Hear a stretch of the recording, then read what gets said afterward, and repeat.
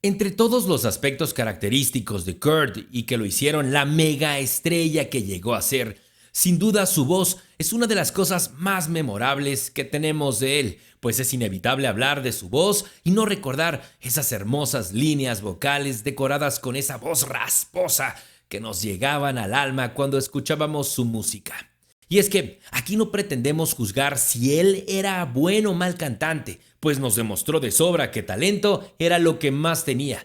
Pues a nivel compositivo hay obras maestras que él plasmó en sus discos. Por darte un ejemplo, ¿has escuchado esas hermosas armonizaciones que hizo en Heart Shaped Box? ¿O ese yeah del coro del Lithium que te hace vibrar el alma? Queda más que claro que él era bueno en lo que hacía, aún sin haber pisado un conservatorio musical en toda su vida. Por cierto, te dejamos en la descripción el link del video que hicimos de Kurt sin música de fondo, donde puedes escuchar a plenitud su voz. Ahora, regresando al tema de la técnica vocal.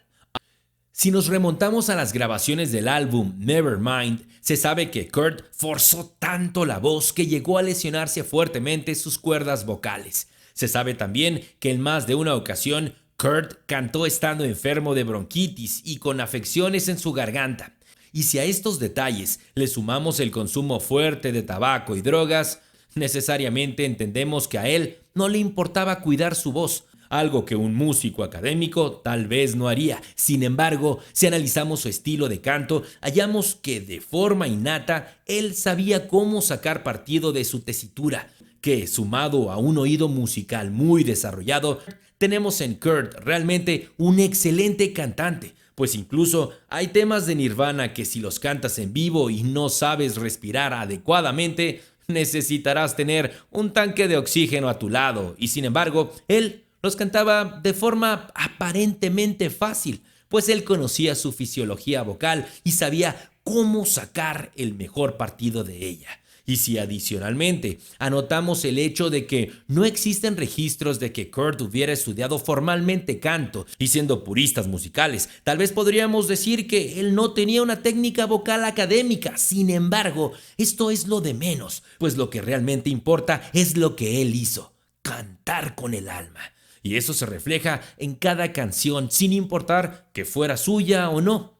¿O acaso no se te heló la piel cuando oíste Where Did You Sleep Last Night por primera vez en el Unplugged de Nirvana?